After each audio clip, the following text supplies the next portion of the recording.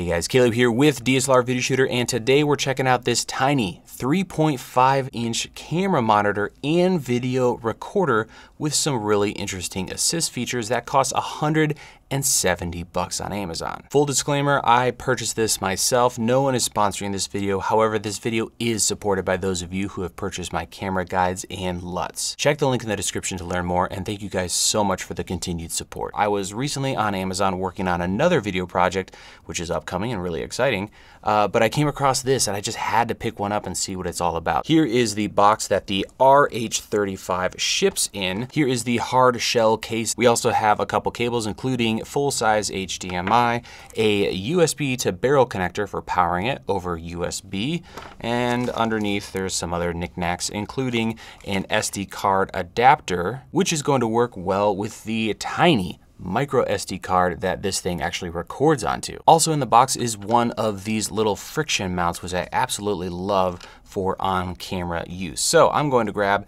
the tiny SD card here. We're going to go ahead and throw it into the monitor, and we're going to fire this thing up. But first, we have our battery on the back, and we're going to talk about inputs and outputs. So I'm going to pop this off. This is a Sony MPF style battery, and so that's one way to power it. Of course, we also have that DC input, and we can use 5 to 24 volts, which is awesome. That means you could power this off of a V-mount battery or all kinds of different ways, which is great to see. There's also a USB for firmware updates and HDMI in as well as out. And it's a clean in and out. So you can send 4K in and you're gonna get 4K out the other side. If I rotate the monitor over, we have a headphone jack, we have our SD card slot right there, and a little wheel and push button to control the menu system. On the top of the monitor, we have 2 function buttons, a record button and playback options. And then finally on the last side, you'll see some vents here. There is a fan inside of this thing. So far I haven't even noticed it, so it's not gonna be that loud. And of course there's a 1/4-20 attachment point on the bottom. So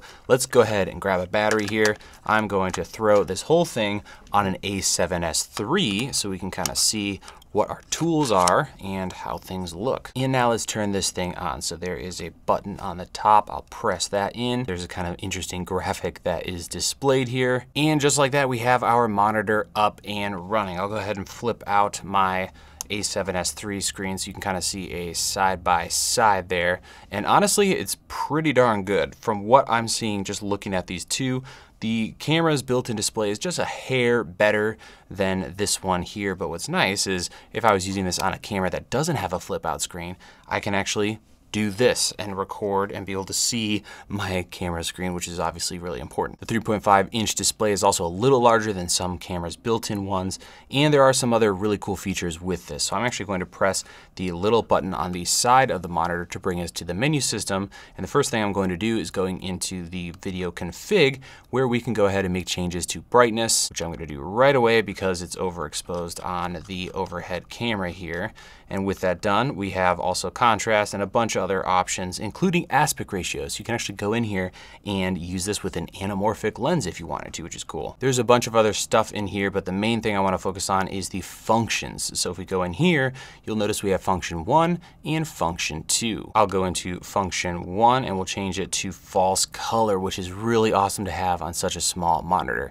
Most cameras don't have false color built in, and it's such a powerful tool for exposure. So that alone kind of, for me personally, makes this monitor make sense. It's super tiny when it comes to its footprint, but you get false color. And then of course we can set up a second function. Currently it's set to peaking, but we can go in here and turn on a zebra, histogram, audio meters, exposure assist, guides, crosshair, grids, etc. And now I can use those top 2 function buttons to turn things on and off. So first I'll turn on false color. It's going to be way overexposed, so I'm going to drop down my exposure on my overhead camera. And what I love about this version of false color is at the bottom of the screen, it actually gives you a scale so you can see what each of those colors mean. So if I jack up my exposure here and go into the red, I know I'm in big trouble. So really love seeing all of those numbers, super nice. Next, I'll turn on peaking. When you turn it on, you get a message saying long press to set function. So I'll hold down the function button. You can see I can change the strength and whether or not it is on and off.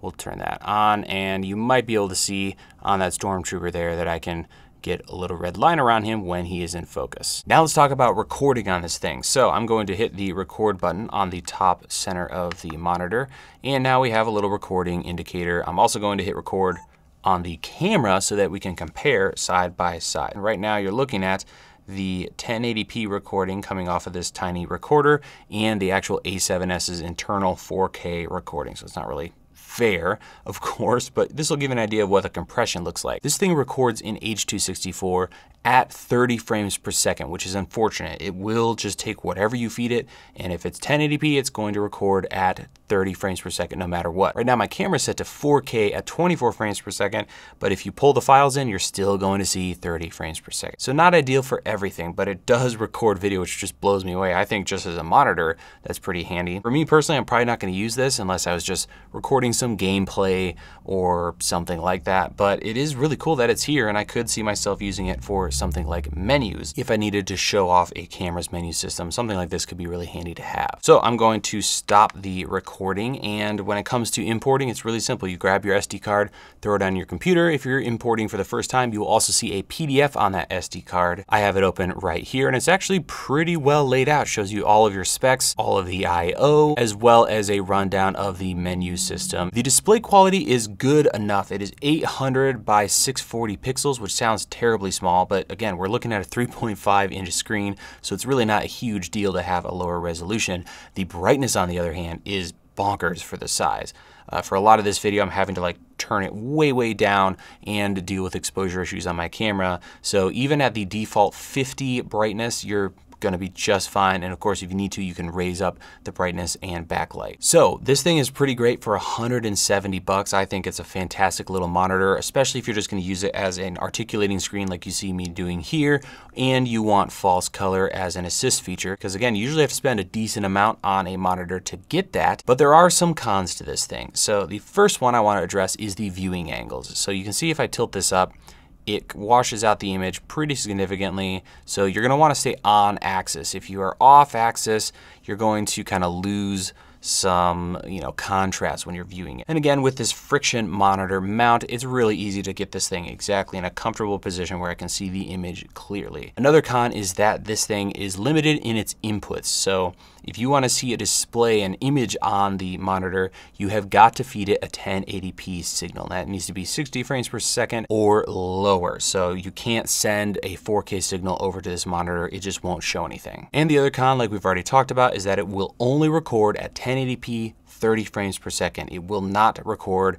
at the frame rate you feed it. It's always going to be 1080p 30. The final con is startup and shutdown time. So I'm gonna go ahead and turn this thing off, and you'll notice we get a screen. You might not be able to see this, but it says shutting down, keep the power supply, exclamation point. And it takes 15 seconds for this thing to turn off. Now you could yank the battery, of course, but something tells me there's like a tiny chip in here and a little mini computer, if you will. So it takes a while to shut off. As you saw there, startup is so much faster. Another con is that there's no indication of remaining power on the display. So I have no battery meter or anything like that. The good news, however, is that the battery life is incredible on this thing. With a single MPF battery, I'm able to get over 2 hours comfortably, so I wouldn't really worry about battery life. And that's with a 550F battery, so you can definitely get larger ones and get significantly more runtime. So in conclusion, I think for 170 bucks, you can't go wrong with this thing, especially if you A, want false color and don't want to carry around a larger display that is more expensive. And the second thing is having viewing angles without a huge monitor. So a lot of cameras don't have a flip out screen, and that's where this thing is really handy. And I think it's just an added bonus that this thing happens to record 1080p 30 if you ever need to capture some gameplay or record any HDMI signal. Super easy to do with such a small little device that won't take up a lot of room in your bag. But even with all of that said, you can definitely get way more monitor for even less money. And I've talked about a lot of budget monitors on the channel, so you can check those videos out if you want a larger monitor with even more features. Again, the ticket with this one is tiny and good false color. And if you don't care about either of those features, do not buy this monitor. So that's gonna wrap up the review of this tiny little monitor. If you wanna learn more about it, check the links in the description. I'm really tempted to actually go out and make the smallest cinema camera setup I possibly can and use this and other tiny gear and see what I can come up with. Let me know if that's something that would interest you or not. Thank you guys so much for watching. Hope you have a wonderful rest of your day, and we'll see you in the next video.